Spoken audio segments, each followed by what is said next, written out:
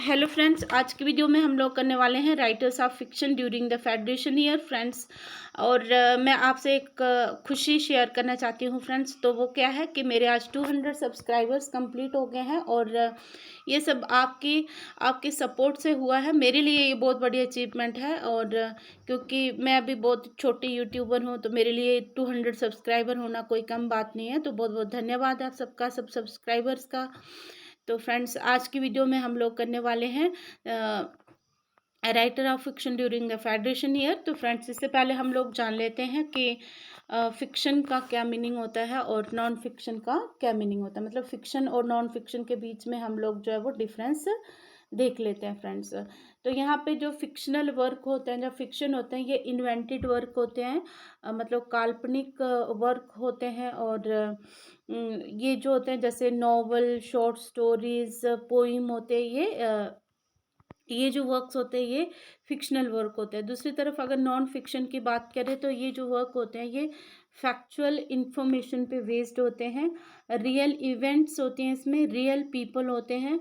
और इसमें अगर बात करें कि कौन कौन से वर्क जो है वो नॉन फिक्शनल होते हैं फ्रेंड्स, तो जैसे बायोग्राफी, ऑटोबायोग्राफी, ऐसे टेक्स्ट बुक्स जो होती है, जैसे साइंस की टेक्स्ट बुक्स हो गई, मैथ्स हो गया आपका, या फिर आपकी जैसे ह्यूमैनिटीज़ की जो बुक्स हो गई, मतलब जनरल नॉलेज वाली बुक्स। तो ये जो होती है ये सब जो है वो नॉन फिक्शनल राइटिंग्स होती है। तो ये बेसिक डिफरेंस है, ये आपने याद रखना है। जिन बच्चों को अगर नहीं पता है तो उनके लिए मैंने ये चीज़ समझाई है। तो फ्रेंड्स, इसके बाद हम देखते हैं कि जो ऑस्ट्रेलिया में कौन कौन से फिक्शन लिखे गए। फिक्शन अब आपको अच्छे से समझ आ गया होगा। फिक्शन है जैसे नॉवल, शॉर्ट स्टोरीज या पोइम जो है वो कौन कौन से राइटर्स ने लिखी फेडरेशन पीरियड के दौरान। तो फेडरेशन पीरियड भी मैंने आपको अच्छे से समझा दिया है, पहले आप जाकर उस वीडियो को देख सकते हो, उसके बाद फिर इन वीडियोस को कंटिन्यू कर सकते हो फ्रेंड्स। हेनरी लॉसन, जिनका जन्म हुआ था 1867 में और उनकी डेथ हुई थी 1922 में, एक आउटस्टैंडिंग राइटर थे ऑस्ट्रेलिया के 1890s के पीरियड में। उन्होंने अपना जो literary career as a verse start करा था, मतलब जैसे पोइम्स वगैरह लिखना उन्होंने स्टार्ट करी थी, फिर कॉन्टिन्यूसली वो लिखते रहे अपने वर्सेस। उसके बाद उन्होंने शॉर्ट शॉर्ट स्टोरीज लिखना स्टार्ट करी। तो उनकी जो शॉर्ट स्टोरीज है जैसे drover's wife, bush undertaker, union bush, buries its dead, और उनकी जो ये जो कुछ क्लासिकल स्टोरीज हैं। उसके बाद अगर उनके कलेक्शन की बात करें कि उनकी स्टोरी के collection, where the billy boil, Joe Wilson and his mates, country I come from, ये जो उनकी जो स्टोरी कलेक्शन है। और अपने लाइफ टाइम में वो वहाँ के लेजेंड्स रहे ऑस्ट्रेलिया के। उसके बाद हम देखते हैं कि जो लॉसन है, इनको ऑस्ट्रेलिया के लिटरेचर का फेमस सन जो है वो कहा जाता है, ये याद रखना है आप लोगों ने। लॉसन जो है वो एक मेजर रोल प्ले किया उन्होंने ऑस्ट्रेलिया की जो हकीकत है, मतलब जो भी हर ऑस्ट्रेलिया के बारे में जो भी रियल चीज़ें बताने में उनकी जो है वो बहुत बड़ा रोल रहा है। उनको जो पोइट ऑफ पीपल और फोक राइटर जो है वो कहा जाता है ऑस्ट्रेलिया का। एजे स्टीफन्स उनको कहते हैं। एजे स्टीफन क्या कहते हैं उनको उनको कहते हैं कि लॉजन जो है वो वॉइस ऑफ बुश है, मैं बुश लोगों की आवाज़ है, और Bush is the heart of Australia, और जो बुश है वो ऑस्ट्रेलिया का हार्ट है। जो नेशनलिज्म लोगों के बीच में, जो नेशनलिज्म की जो स्पिरिट डालने में जो है वो हेनरी लॉजन का बहुत बड़ा रोल रहा है। मतलब वो नेशनल आइडेंटिटी पे जो है लिखा करते थे, लोगों के बीच में मॉरल वैल्यूज़ भरा करते थे अपनी राइटिंग के जरिए। ऑस्ट्रेलिया की नेशनल आइडेंटिटी को कंस्ट्रक्ट करने में उनका बहुत बड़ा रोल है। और उनकी जो 1901 में उनकी एक पब्लिकेशन आई थी, मतलब एक वर्क उन्होंने पब्लिश करा था, जो विल्सन एंड हिज मेड, जो उनका स्टोरी कलेक्शन है। और उस समय जो वो ऑलरेडी अपना नाम बना चुके थे ऑस्ट्रेलिया में, और उनमें कुछ बहुत अच्छी क्वालिटी थी जिसके कारण जो है वो मतलब एक मतलब लोगों के अंदर जो है वो मॉरल वैल्यूज़ भरते थे, नेशनलिज्म की भावना भरते थे। तो वो उनकी जो राइटिंग्स होती थी, वो उनका जो थीम्स होते थे वो क्या होते थे, मेडशिप क्या होता है, फ्रेंडशिप में क्या होता है कि हम जो है वो अपने देश में जो रहने वाले लोग हैं, हम भाई बहन हैं और हमें एक दूसरे की जो भी ज़रूरतें होती हैं उसमें एक दूसरे का साथ देना है, और यहाँ पे इक्वलिटी की बात होती थी। फिर क्लास के ऊपर लिखते थे, और इगैलिटेरियनिज़्म। तो इगैलिटेरियनिज़्म क्या होता है फ्रेंड्स? तो ये होता है कि यहाँ एक ऐसा बिलीफ होता है, यहाँ पे हम इक्वलिटी की बात करते हैं, मतलब यहाँ पे हम समानता की बात करते हैं। तो ये इनके थीम हुआ करते थे इनकी बुक में। नेशनल आइडेंटिटी को कंस्ट्रक्ट करने में इनका बहुत बड़ा रोल रहा है हेनरी लॉसन का।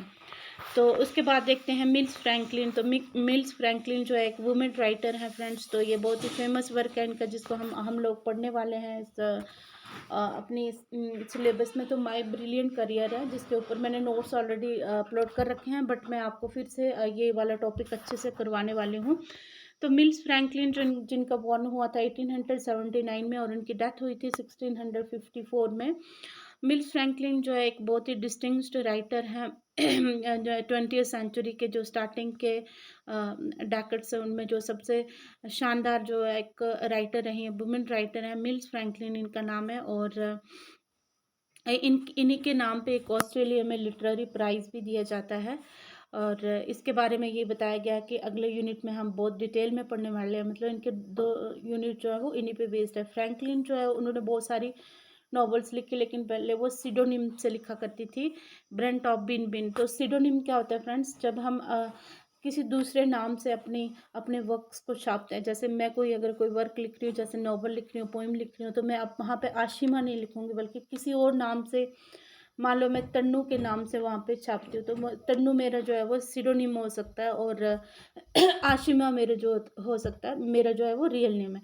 तो इस तरह से जैसे आप लोग भी, जैसे अगर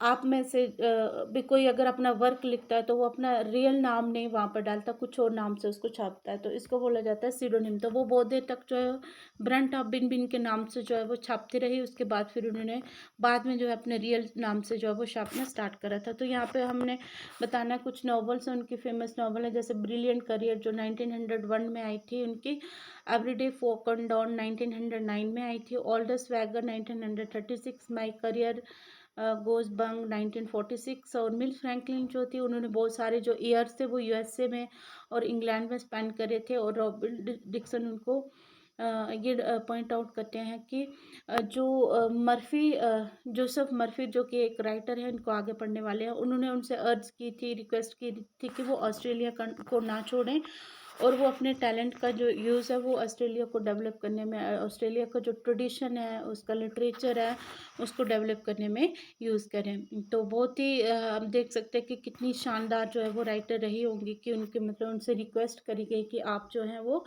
इस ऑस्ट्रेलिया को छोड़ के मत जाइए। नेक्स्ट जो यूनिट में हम इनके बारे में ही बहुत कुछ पढ़ने वाले हैं। इनका जो ब्रिलियंट करियर है इसके बारे में पढ़ेंगे हम लोग। इनकी नॉवल है, फेमस नॉवल है, और जिसमें उन्होंने एक सिल्विया मेलविन नाम की लड़की है उसकी स्टोरी को बताया है, और ऑस्ट्रेलिया के लैंडस्केप को उन्होंने इसमें डिस्क्राइब करा है। इसमें जो लॉसन है वो कहते हैं कि ये जो नॉवल है ये true to Australia the trust I ever read. तो बोलते हैं कि जो जब नॉवल पढ़ी मैंने, तो मैंने देखा कि ऑस्ट्रेलिया की रियल लाइफ है, तो बाकी उसके बारे में है। और मैंने ऐसी इतनी सच्ची जो नॉवल है, या फिर सच्चा जो वर्क है, सही जिसको बोलते हैं फैक्चुअल जो वर्क है, वो मैंने आज तक नहीं पढ़ा।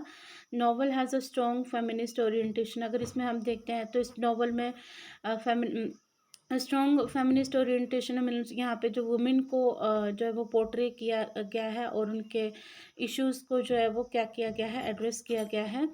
और इसमें क्या है, नेशनलिज्म की भावना से ये भरी हुई है। फ्रैंकलिन के जो वर्क हैं, तो ये मतलब फेडरेशन पीरियड के दौरान जो है इनके एक बहुत ही आउटस्टैंडिंग वर्क इन्होंने लिखे हैं। तो इसके बाद फ्रेंड्स हम नेक्स्ट तो इनके बारे में पढ़ने ही वाले हैं। तो इन्होंने फिर अपने जो भी वर्क्स हैं, तो उन्होंने जो है वो बुश लाइफ की जो हार्डशिप के बारे में लिखा है, और इसके बाद हम इनके बारे में पढ़ेंगे नेक्स्ट यूनिट में। तो फ्रेंड्स ये आपके जो 2 राइटर्स को मैंने नॉवलिस्ट को डिस्कस कर लिया है, जो फेडरेशन पीरियड के राइटर्स हैं। तो फ्रेंड्स उसके बाद हम जोसेफ मर्फी और एक और राइटर हैं, इनको उसमें डिस्कस करेंगे हम लोग नेक्स्ट वीडियो में। तब तक के लिए अपना ध्यान रखना, और बहुत बहुत धन्यवाद आपका मेरे 200 सब्सक्राइबर पहुंचाने के लिए।